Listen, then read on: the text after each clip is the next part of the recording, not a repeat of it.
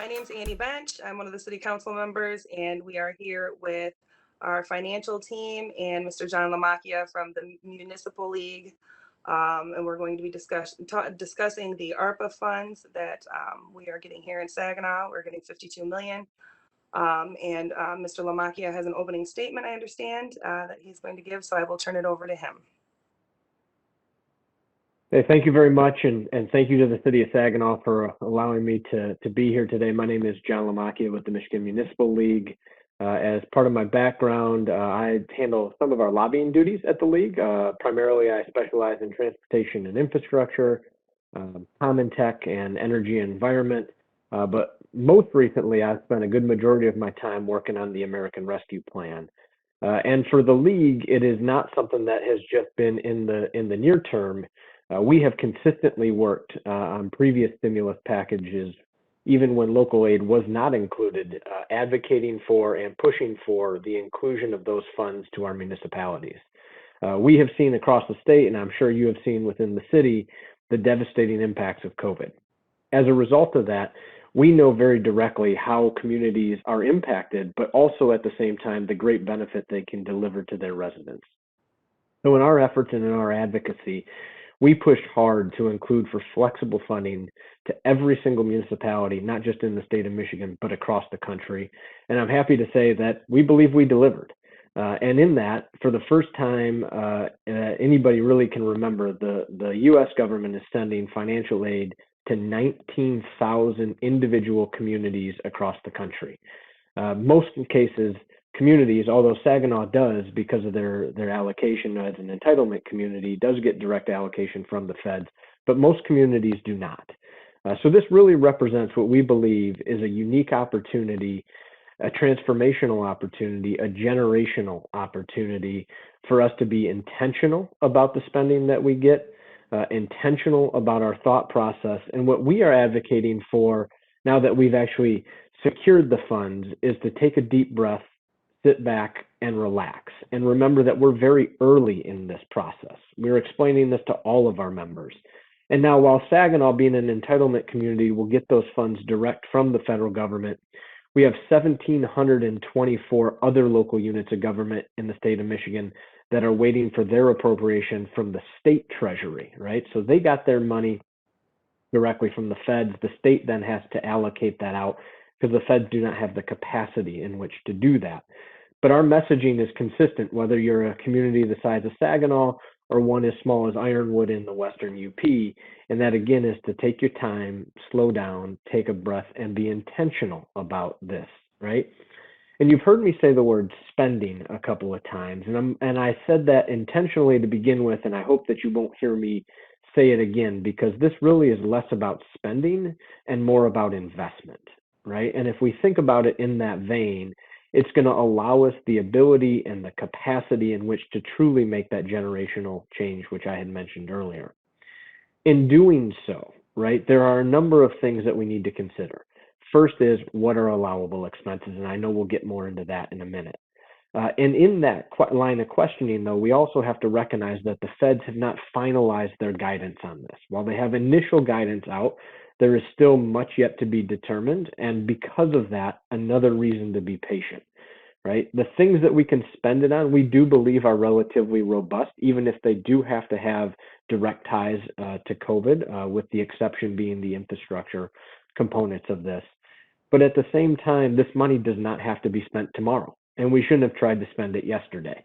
We have a long tail in which to do it, and based on the guidance and based on the law implemented by the federal government, money has to be obligated by the end of 2024 and spent by the end of 2026. We saw the impacts of the Great Recession. Now, while in some cases they were immediate to individuals, to communities, those impacts lingered long beyond the actual recession itself. And we anticipate much of the same result as we move forward and come out of the COVID pandemic. While there are instantaneous impacts to people, to places, to business, the impact to local government could last long into the future, and ensuring that we are intentional and patient about the way in which we look at these funds is going to be critical to the deployment of those. And so I'm happy to be here today. That is where I will end that quick statement, and I look forward to expanding on some of the specifics with the rest of you in this conversation. So we did seek out questions from the public, just to have an idea of what kind of priorities people were thinking about in the public. Even though it's really early, and I think a lot of our answers are going to be I don't know, and we're waiting to find out. But at least we're trying to get a feeling from the folks in the public what their priorities are. So when we do have our final rules, we can take those priorities and compare them to what we are able to spend those dollars on. So we got a lot of questions. A lot of them were repeat questions. So what we did was we broke them down into 5 categories. The first 4 categories are the categories that we know in general terms that the COVID dollars can go towards, like Mr. Macchia mentioned, infrastructure and things like that. So we're going to start with Mr. Kevin Hayes, and he is going to go through the first category, which is COVID-19 or a negative economic impact. And he's just going to read all the questions that we got. And hopefully members of the public are paying attention or get to watch this, and they'll be able to recognize their question, because we tried to keep them in quoted best we could. But and then we're going to allow our staff to answer those questions as best they can without having to go through each individual one, because there are a lot of them and they are repeats. So we do appreciate the input that we got from the public. And Kevin, if you can just introduce yourself a little bit before you start reading, I'll turn it over to you now. Thank you. Thank you, Annie. Hi, my name is Kevin Hayes. I'm a senior at Michigan State University and a lifelong resident of the City of Saginaw. And I'm really excited to be here to learn how we could spend this $52 million. So I'd first like to get started with probably the most fundamental question in all of this, which is, are the funds restricted to items related only to COVID? So in other words, can the funds be used for anything non-COVID related? Who will decide what these funds will be used for? Are there restrictions or guidelines for the use of these funds? When does this money come in? What factors, like the fact that they are non-renewable, should be taken into consideration when deciding what the funds are used for? Will this money be used to expand community healing for those disenfranchised? Could the money be used to fund a local mutual aid project or program that could assist in building back a self-sufficient community of supportive services that are for the people and by the people? What kinds of projects can these funds be used for? Can it be used to leverage other funds? Could funds be set aside or invested to create interest to be accrued and used? Could a portion of these funds be taken to fund and establish a college scholarship program for low-income youth? Can the city use the funds as it pleases? Can the public decide what all it is spent on? Anything they want? How is it determined that the city of Saginaw would receive $52 million? How much does Saginaw County get? And how much does the Saginaw Public School District get? And finally, can you discuss the GFOA ARPA guiding principles? So first, we just want to kind of start with the disclaimer that Yolanda and I have been watching lots of webinars and doing lots of research on this. And until the guidelines, the interim final rule is actually final. A lot of this is based on what we know today. And so as it's possible, things could change. So the answers to our questions are based on our knowledge today. So Yolanda, did you want to take the first one? I'll go ahead and take the first one. So to answer your questions about whether the funds are restricted to items related only to COVID and can it be used for anything non-COVID related, these funds can be used for non-COVID related purposes, provided that they are eligible under the 4 categories of the law. These categories are to respond to public health emergencies and negative economic impact. So that's the first category. And there's more guidance that's needed in this area.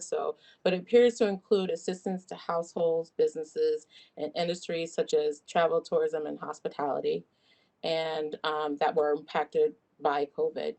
It also includes things like upgrades to public facilities and PPEs, and must make a connection to the impact of COVID. So that's the first category. The second category is premium pay for eligible workers.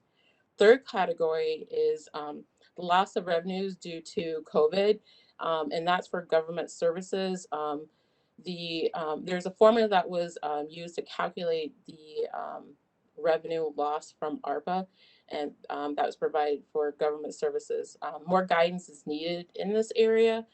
Guidance so far include that you can spend funds on services that are occurring today, like parks, roads, sidewalks, and public safety, city type services. And then the last category is investment in your water, sewer, and broadband infrastructure. So the second question was, who will decide what these funds will be used for? Are there restriction guidelines for the use of these funds? When does the monies come in, and how much is allocated, how often, and what does several years mean? So to answer the first part of the question is that City Council, City Administration, with the input from the public, will decide the use of these funds.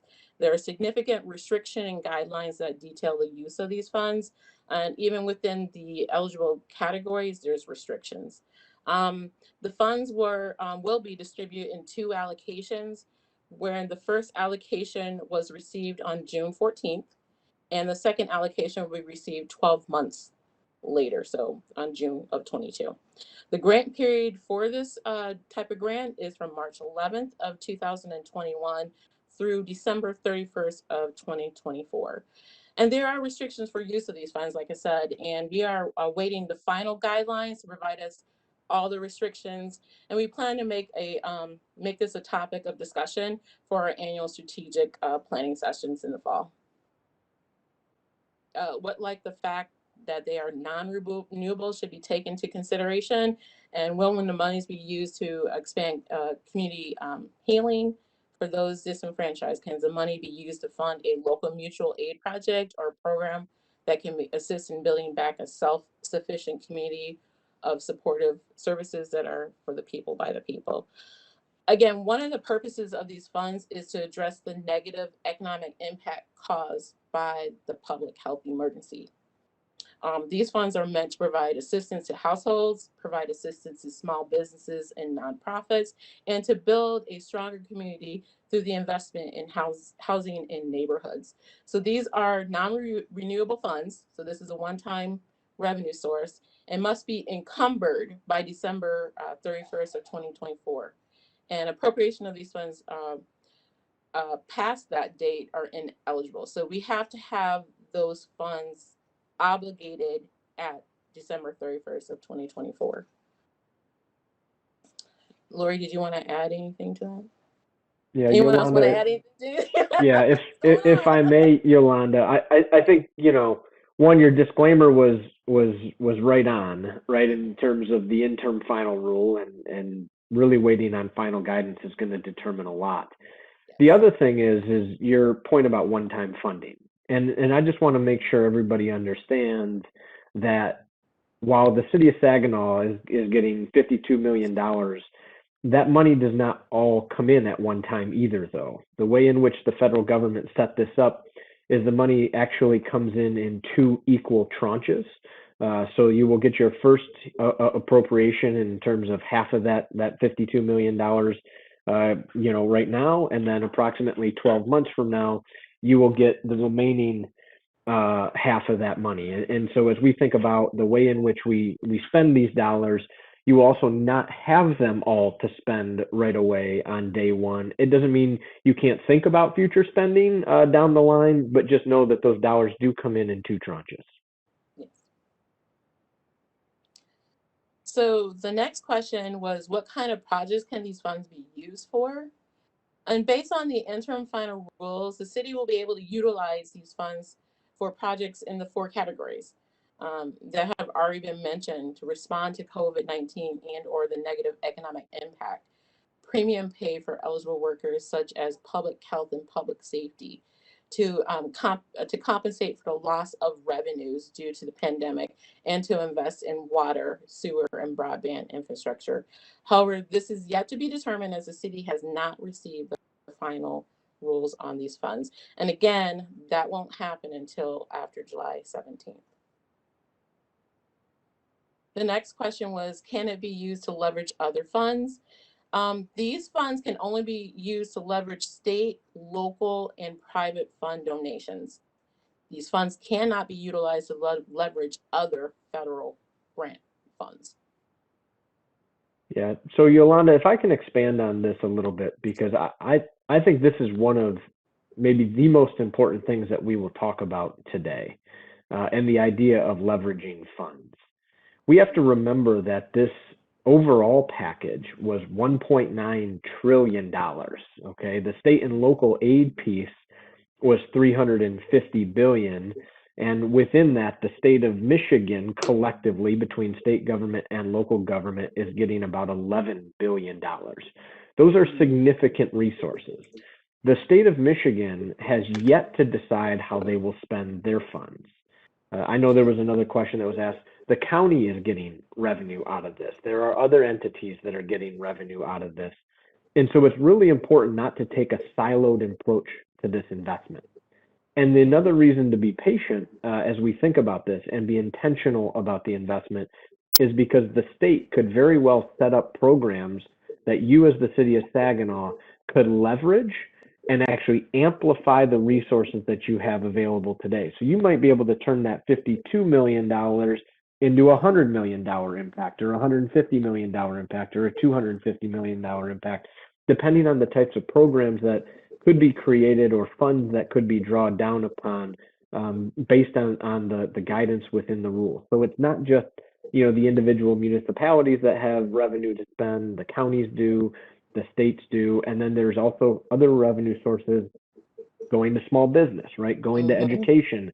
And so I know there's going to be a knock at the door because we've seen this in other communities. Hey, you got this money. We need the help right here. It's really important that the community think about, well, what are the other pots of funds that can be leveraged to maximize that investment so you're not spending resources where other resources exist. And so I think, again, one of the most important things that could transpire out of this, and maybe the number one reason to be patient and intentional about this spending. And to that, I would just add too, is that you also have to look at what services does a city normally provide.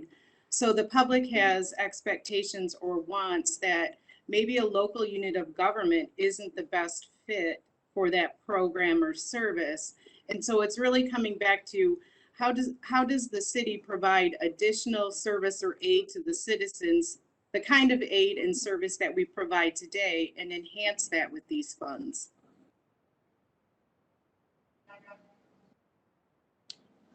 So the next question is, could funds be set aside or invested to create interest to be accrued and used? And funds can be invested to earn interest until they are spent.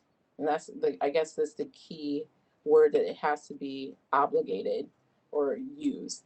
The grant is completed on December 31st of 2024, in which the funds must be either spent or obligated.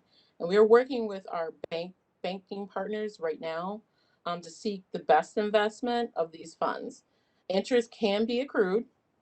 The interest that is accrued could be used by the city outside of ARPA limitations. So they've already decided that program income, which has been a lot of questions at the GFOA had on the various webinars, can be used for various services. And it's important to note that the interest rates are very low at this time. So again, we've already met with our banking partners and started looking at how we can invest these monies. Lori, did you want to add anything? That was good. Yeah. Can a portion of the funds be taken to fund and establish a college scholarship program for low-income youth was the next question. So as Lori's already spoken about, these monies are meant for like city services. So these funds have been received by the city and will be utilized for city services. And scholarship programs, unfortunately, are not currently a part of the city services. Scholarship program may fall under the ARPA funds at the Saginaw Public School District through the Department of Education at the state of Michigan has received, but based on publicly available data, Saginaw Public Schools have received a significant amount of allocation for the ARPA funds. And like we said, college scholarship programs may best fit under other stimulus relief as opposed to local government ARPA funds. So can the city use the funds as it please? I guess that's like the biggest question people ask. And it's no. The city the city government cannot use the money as it please. The city is governed by the U.S. Department of Treasury. Internal final rules are the final rules once they come out. Can the public decide? Did you want to add something, Lori? And I would just add that, you know, the city is the fiduciary of that and has to be really careful that the expenses are eligible. You know, that is auditable. It's under our single audit, and the responsibility with spending those funds appropriately comes back on the city. Yes. So can the public decide what all is spent on or anything they want?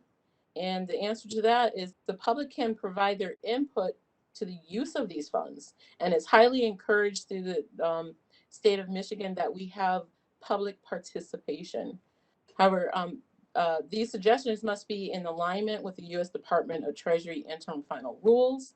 The public will have input after the final guidelines have been released. So again, July 17th, they're expected to release those final rules.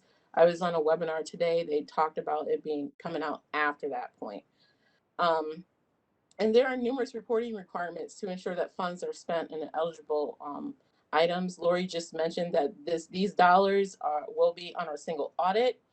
So it will be governed by our accounting principles and will be looked at as though whether we spend them correctly.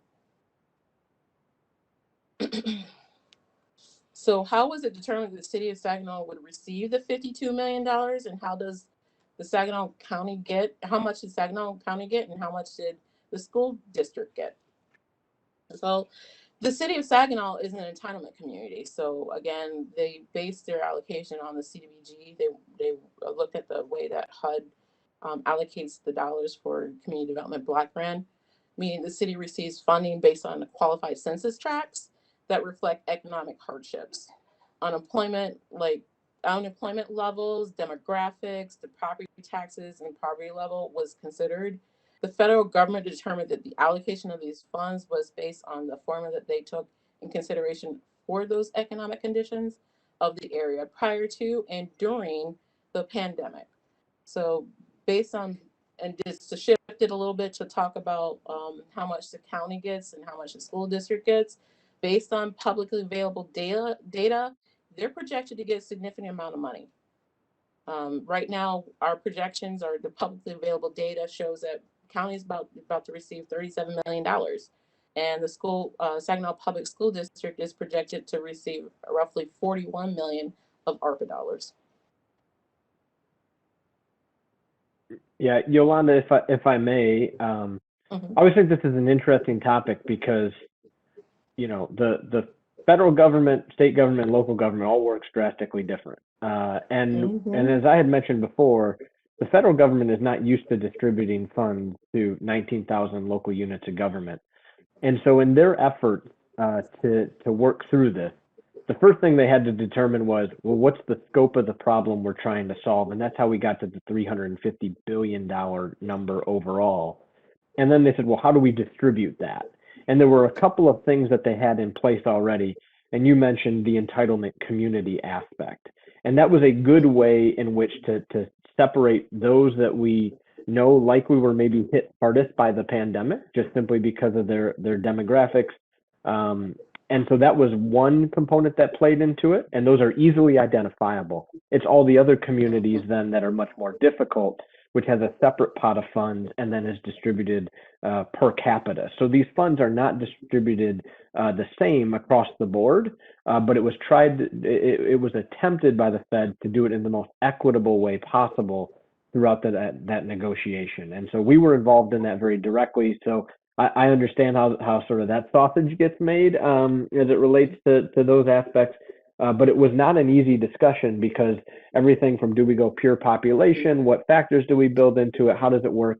And I think at the end of the day, all factors considered, we got to a solution that is relatively equitable across the board and should provide our communities that were hardest hit by this with significant resources to make change. I agree, and I guess that's the way they have it set up in the different areas of metropolitan cities and then non-entitlement communities. So I understand. Can you discuss the GFOA ARPA guiding principles? And so there, and during the different webinars that we've watched over the last several months, there's basically, I say, three principles that come out from GFOA. These are there's a temporary nature of funds reminder to us that these are one-time revenue sources. It's a one-time funding to avoid creating new programs or adding additional financial commitments beyond the ARPA funds and through this grant process. Invest in critical infrastructure may be well suited because it's non-recurring expenditures. So again, invest in water, sewer, broadband infrastructure was one of those items that came out of it. ARPA scanning and partnering efforts.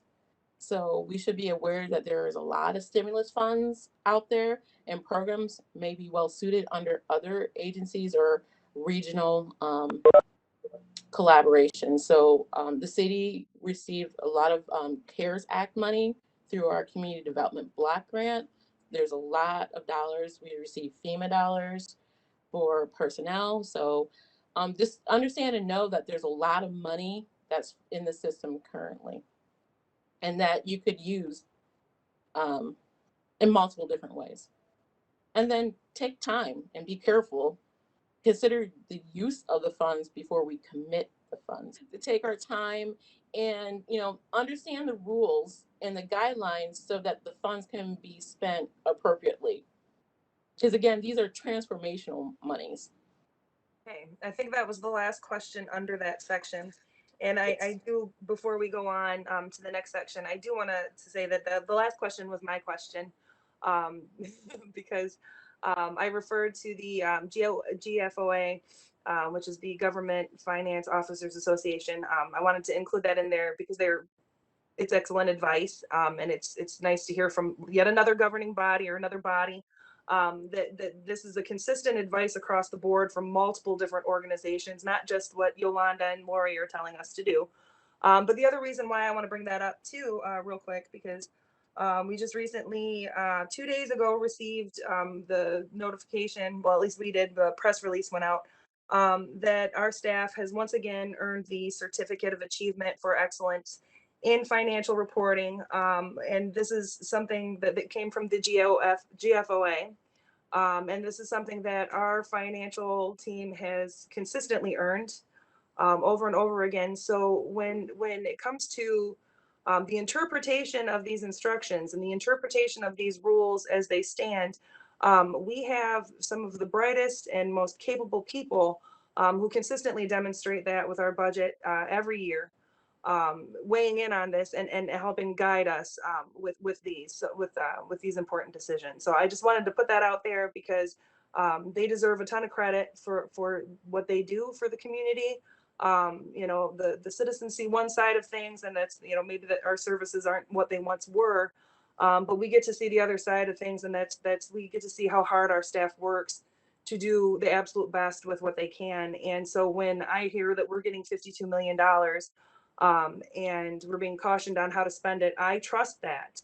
And I encourage the citizens to trust that because Yolanda and Lori and their team at the city and our city manager, they do know what they're talking about, and it's their name and their credibility on the line when it comes to making sure that these are dispersed by the rules. So we're very proud of you guys, at least I am.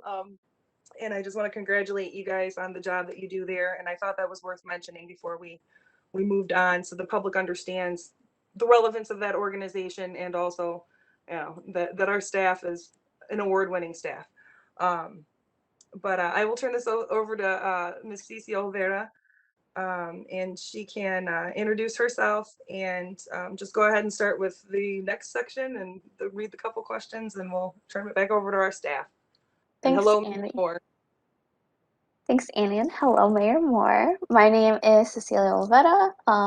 And this next well, I was born and raised in Saginaw. Currently, I reside just outside the city of Detroit. I am a HUD counselor in training, and I work to fight the foreclosure crisis with some of these dollars that are being allocated to my current area of service. This section is going to be premium pay for eligible workers, and the question is, how and can this money be used for public safety, and can it be used for things like adding more police officers? Okay, so money utilized for this cause can only be added to a current wage. Money can't be supplanted for costs that we're already incurring. It's not, we shouldn't utilize this to add more police officers because that would be creating a cost that we can't sustain long term. Yolanda, did you have anything with that? I agree with what you're saying, and I think that, like in the previous questions, we're being cautioned not to use funds that we can't cover certain expenditures long term. So it's important for the public to understand that these are limited funds, they're a one-time revenue source, and that we want to utilize it in a manner that will affect the city long term. And in regards to the premium pay, I know there was hazard pay under the CARES Act, and some of those guidelines changed through the process. So I would be cautious with the premium pay on who is actually eligible for it and how that's determined. I think we need more guidance in that area also. Yeah, Definitely. sorry. Oh, I was gonna say definitely agreed. Many of the folks in my agency qualified for premium pay, and many of their stipends ended this month because I of would safety add, guidelines. to the point that continues to be made, which I don't want it to get lost on people, that guidance is an evolving process here.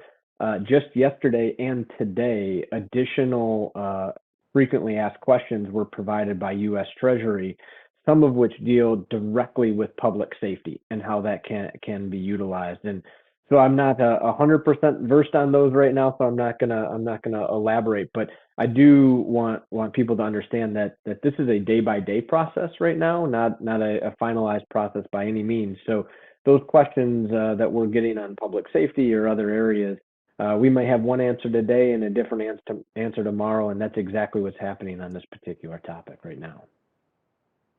Okay, so this next section also only has one question. So the section is for government services to the extent of loss of revenue.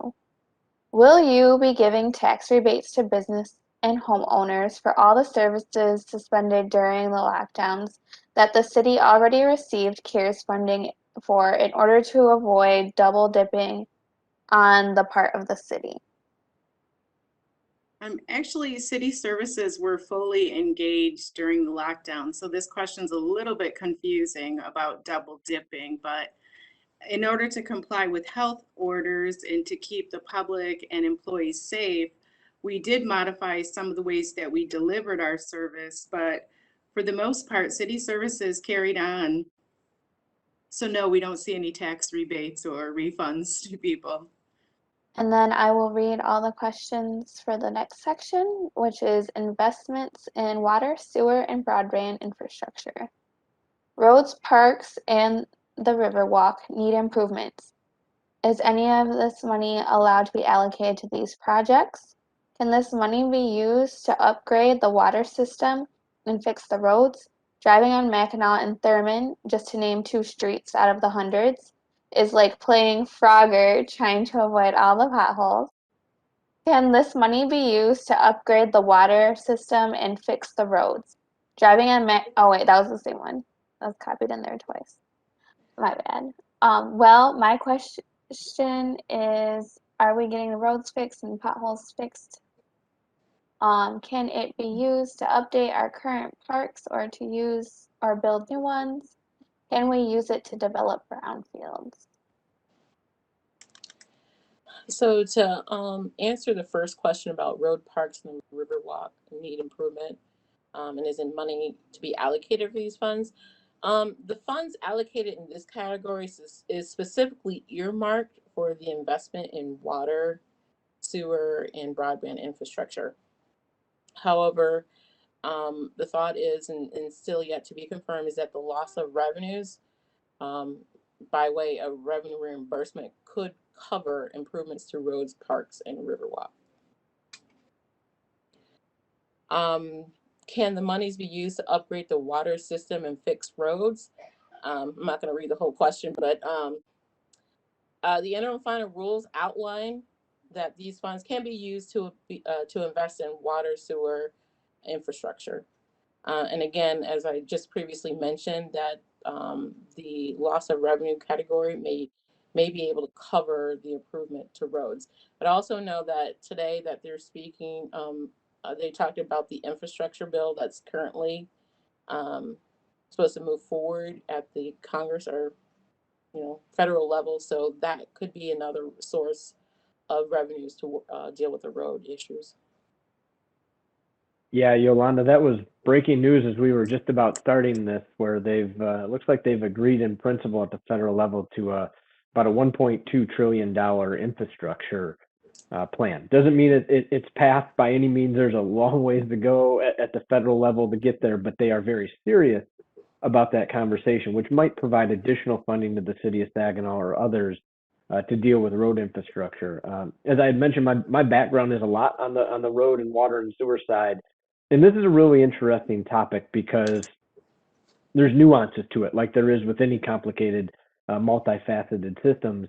And Yolanda, as you had mentioned, from a revenue loss standpoint, so some of the funding you may get in from the state of Michigan as part of transportation revenue, if that's decreased, you might be able to spend some of that, or likely are able to spend some of that on road infrastructure.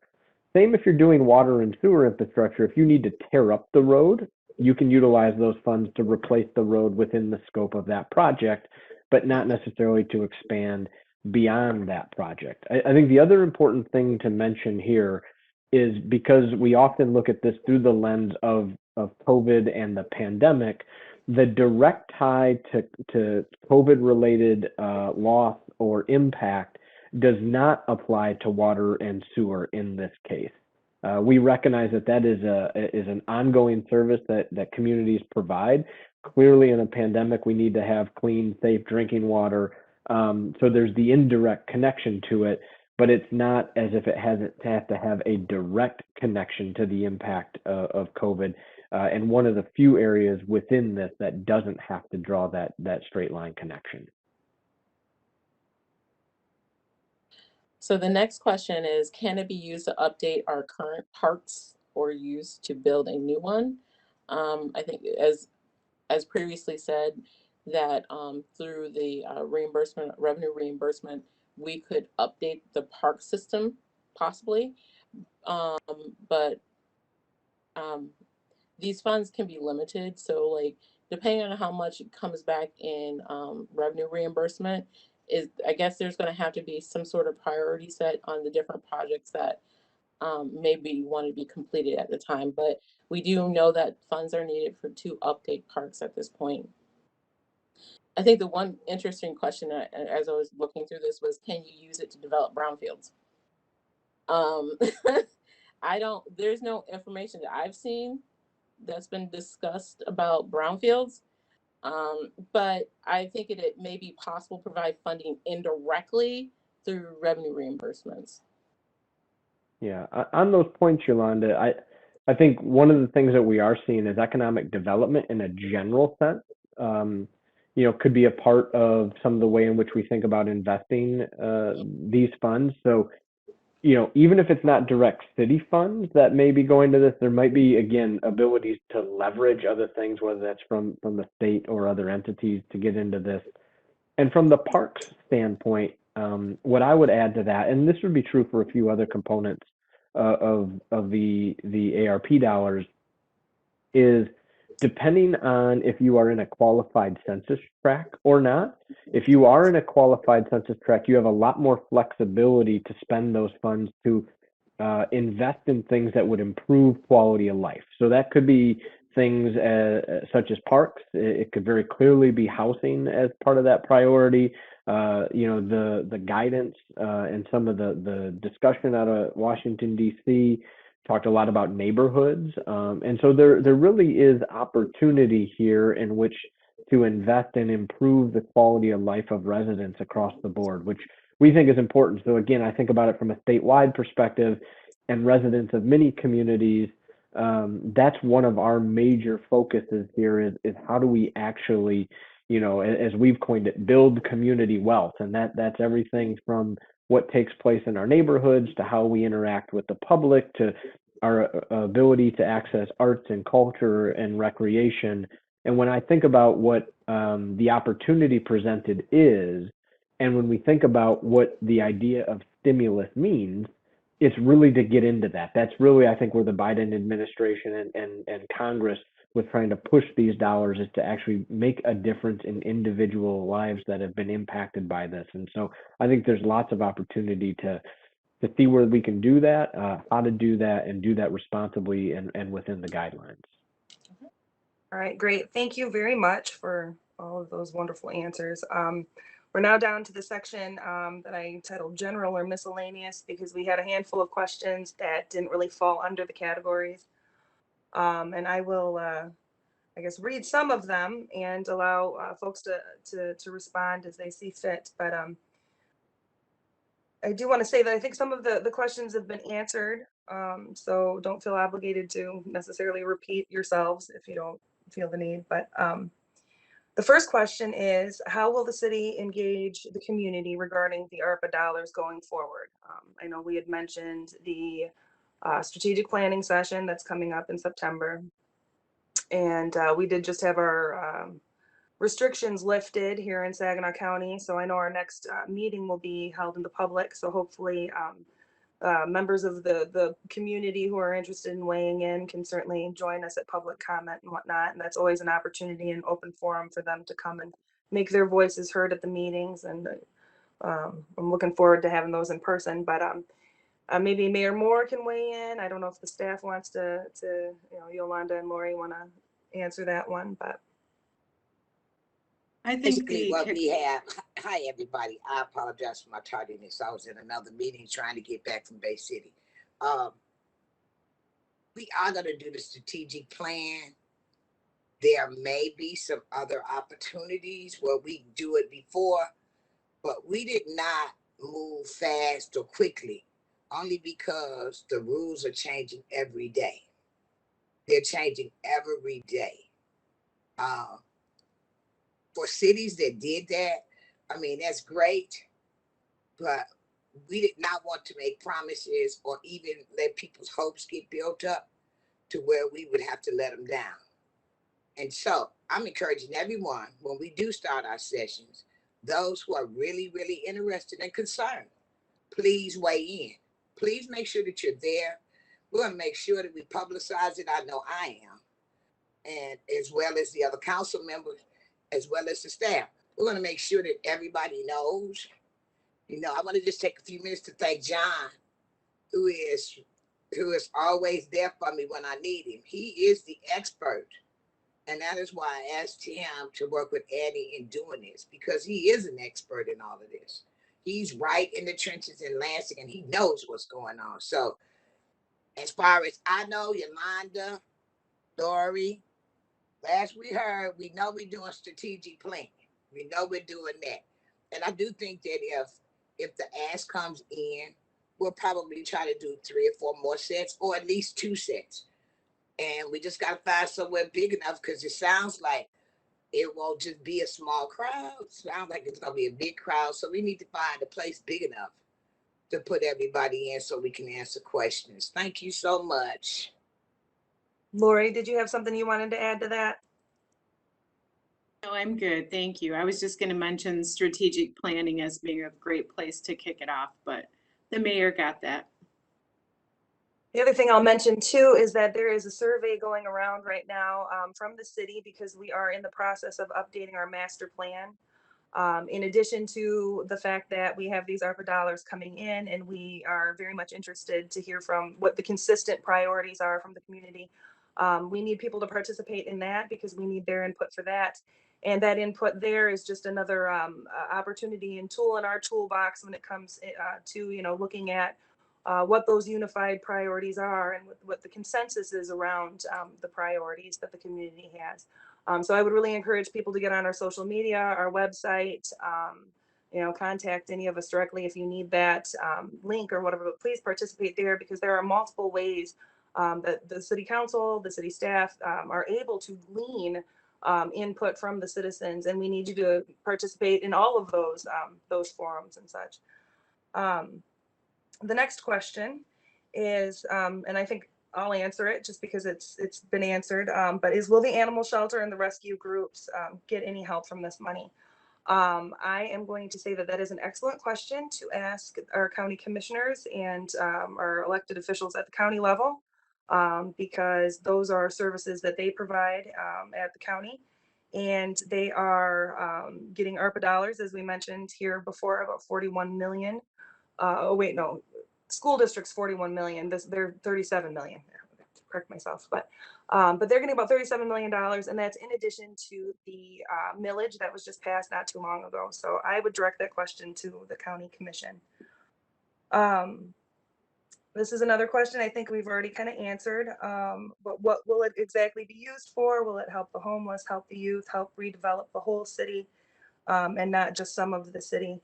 And I will allow others to answer that, but I think it's been answered fairly well that we have to use these dollars to help all of those groups. If they've had a negative impact because of COVID, those are services that we might be able to support at some point due to a negative impact from COVID. But again, those are not services that the city has infrastructure. Those aren't built-in services that we're already providing.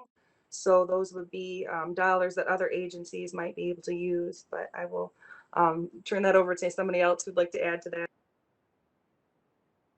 I can assure the citizens that this money will not be in a silo. This money will be equally divided across the city and probably even extending into the county. Now is when, more than ever, if anything, we need to work together, not work against each other. So all of the myths that more money is going to be spent on the west side versus the east side, take it from me. Truly, it is not. It is going to be an equal opportunity. If we do for one, we're going to do for all. I know that that's a big concern or a big myth in the community about the bridge. And everybody knows how I feel about the bridge. The bridge divides us. I work on both sides of the bridge, so I will be servicing, and I will make sure that we service both sides of the bridge, north, east, south, and west. So for those who have the concern or question about who's going to get the most money, we all are. Thank you. The next question is, it's a good question, but I also will preface it with we can't really like explain to our citizens why other communities choose to handle things or roll things out the way they do, because everybody's government's different, everybody's needs are different, the impacts are different, the funding amounts are different, right down to you have strong mayor governments and you have strong city manager governments. So it's just going to look different. But the next question is, why are other cities moving forward at a different pace and with a different process than Saginaw? Have some of the other communities already received their funds while Saginaw has yet to receive ours? And as we heard earlier, we did on the 14th get our first tranche. I'm so glad somebody said that word out loud because I did not know how to pronounce that properly. It's the goofiest word I've ever seen. I thought it was tranche, and that's just ugly.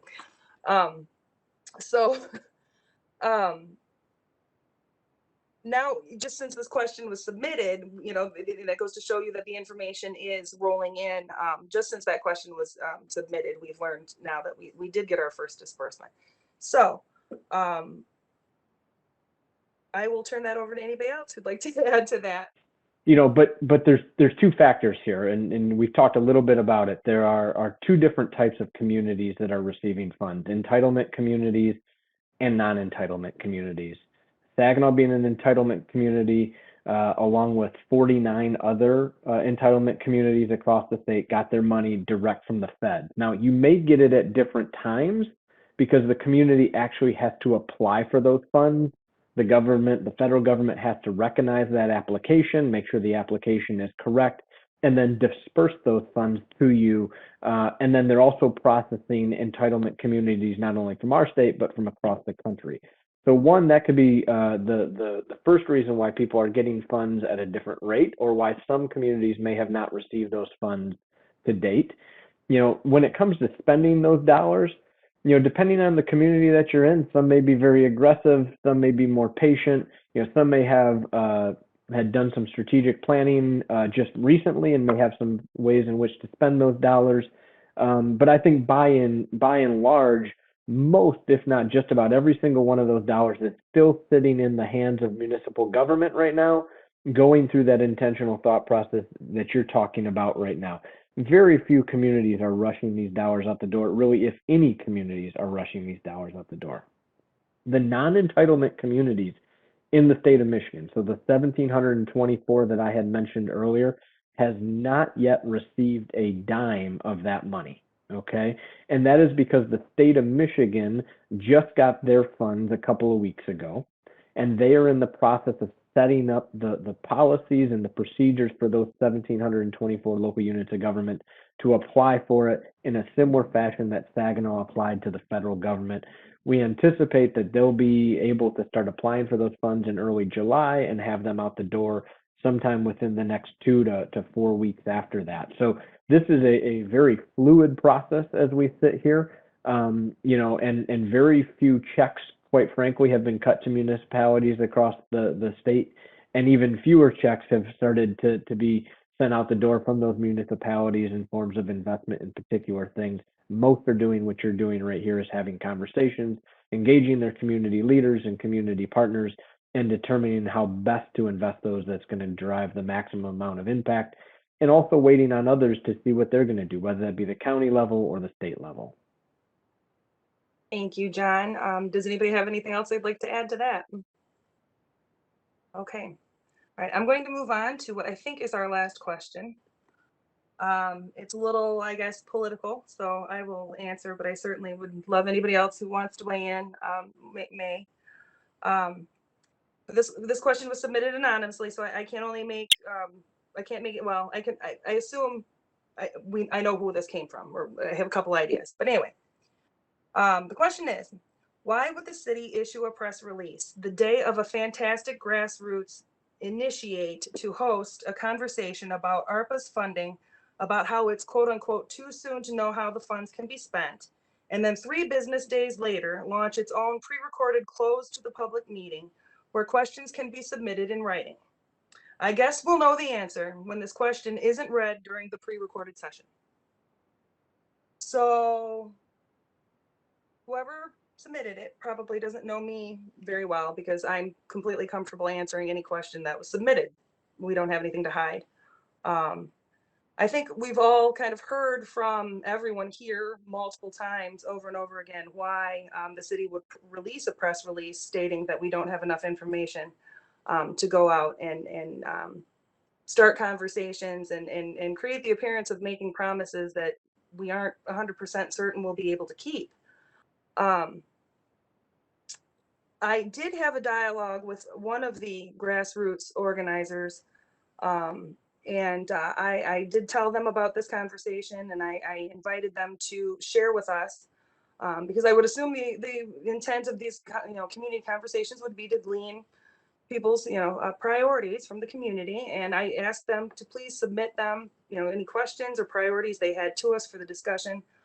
I was called tone deaf and told that, quote unquote, no one asked for this mess, meaning this presentation. So couple that with this question, I'm just beginning to pick up on a theme that maybe we're not going to please everyone, or this is a no-win situation maybe with some people. But we have an opportunity here with the gentleman from the Municipal League who is clearly knowledgeable. We have an opportunity here with Lori Brown and Yolanda Jones, who are, again, award-winning staff members in their departments, and they know what they're talking about. They are the experts on this topic. And instead, we get a question that's centered around those activities, the grassroots activities, which the City of Saginaw doesn't base our policy or our plans or press releases or the timing of them on, the demands of an anonymous group. I would say that regarding these sessions, and this is our 5th episode of Local Government 101. We've covered other departments. We're trying to create an opportunity where our staff has the opportunity to come out and talk a little bit more about what it is that they do, and give the community a chance to learn and actually put a name to the face, and kind of hear from the people who actually do the hard work every day and run the day-to-day operations, because they care very much about the city. But I would say about this is an independent project that myself and Cece and Kevin do. And I was just fortunate enough that when we came up with the idea, the city manager, the mayor, and the relevant staff that we'd need to participate were willing to do this, and are willing to do this and take time out of their day to come talk about what they do and help educate people. And the fact that they trust me enough to come and sit here and let me ask them questions about what they do. But I guess I hope that these conversations that go on in the public, that members of council are able to participate and attend and bring back information. But we're all, I think, all about having good faith conversations around these things. But it's hard to know how to respond to people who are angry that we're not doing enough, and been very, very critical of what we do. And I don't know how we can have it both ways when it comes to we're not having enough conversation, but we're criticizing press releases and things like that. So we could ask constructive questions and learn things. And I think a lot of the questions that we got from the general public were really constructive. And I think we're getting a theme that there are certain things that are really important to people that they're asking about. So I appreciate that the public, gave us input. But at the end of the day, myself and Mayor Moore and our colleagues, we were the ones who were elected to make difficult decisions, listen to the guidance of our staff, weigh that guidance and make these decisions in the long run. And if I go out and I make promises I can't keep, the citizens will remember that. And grassroots groups, as good intended or as well intentioned as they may be, can misinterpret and misunderstand maybe, and misrepresent what can be done. And at the end of the day, there's no consequence for them doing that, other than people are disappointed. There's no accountability there. So I'm going to continue to defer to people like Mr. Macchia and Ms. Brown and Ms. Jones, because they're experts. And I'm going to certainly welcome and listen to the input of the public. But when it comes to the expertise that we have on staff, I'm confident in their abilities. So that's where I'm going to take my direction from, not a grassroots group that are self-appointed experts, or I can't be certain where their expertise comes from. So I don't know if anybody wants to add to that.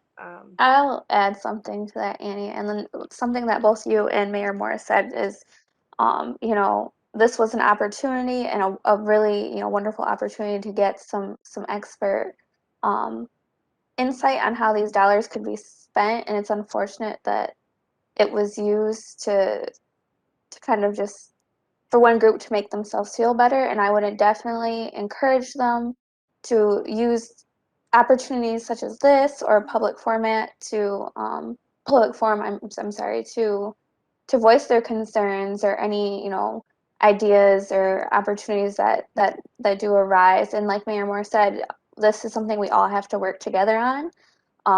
A very common, I'm a Native American woman, very common phrase is, how are you going to feed the people? So I know that the folks who submitted this, they do have, some sort of talent that they surely can apply to our community in a productive way. And I would encourage anyone in our community to do so that way we can make Saginaw a better place. And also, thank you, CC, you and Kevin are phenomenal. You are two up and coming rising stars to me.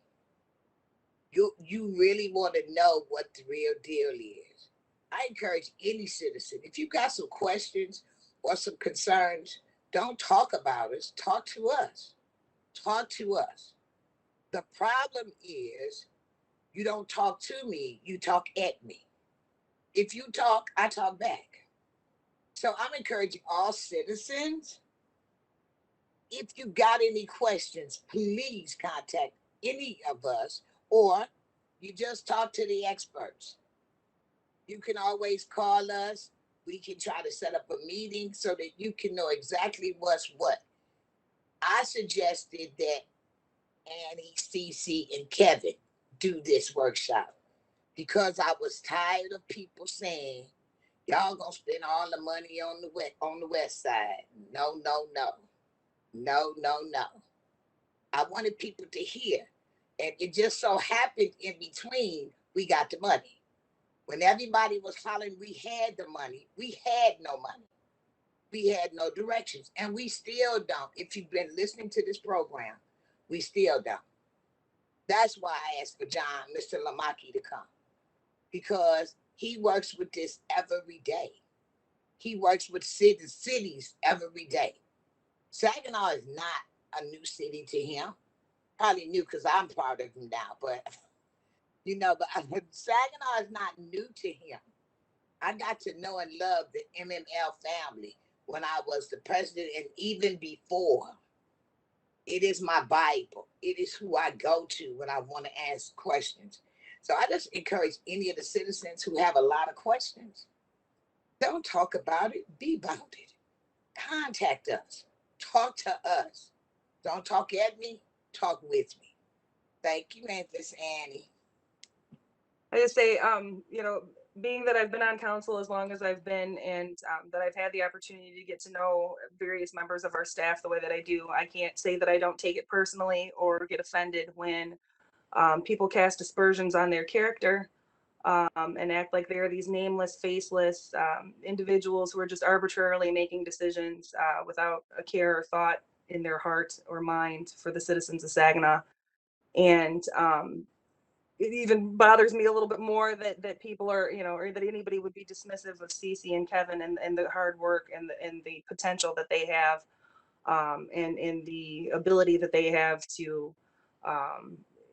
be leaders, I think, in the next generation of up and coming locally grown, grassroots, brought up from here, leaders. So I take it personally when people say that, because I've had the opportunity to get to know Yolanda and Lori, and I've had the opportunity, I say this like with every session, I've had the opportunity to know these people. And I think that's part of my job as a council member, is to communicate that, because 50 some thousand residents can't have personal relationships with all of our staff members the way the city council can. And if we, can go out and, reassure the citizens that we have very capable, very thoughtful, very committed and caring individuals making these decisions, even if the answer to 50% of the questions are, we don't know yet, or we're waiting, those are legitimate answers. And I just want to say, I really appreciate you guys. I really appreciate Mr. Lamacchia taking the time out of his day to do this. But as always, our city staff, we are so fortunate in Saginaw to have the collection of human beings we have at City Hall, working on behalf of the city. And I don't care if it's, frowned upon to say so. These are good people who have good intentions, and I trust the decisions that they make, and I trust the advice that they give us. And I hope the citizens can do the same, because regardless of whether they do, really good things are going to come out of these dollars, because we've got really smart people figuring out what we can do with them. And I am confident with the end result. So it'll be rocky, maybe, having conversations between now and then, but I know that these investments that we're going to make here in the near future are going to be good for Saginaw long term. So thank you all so much.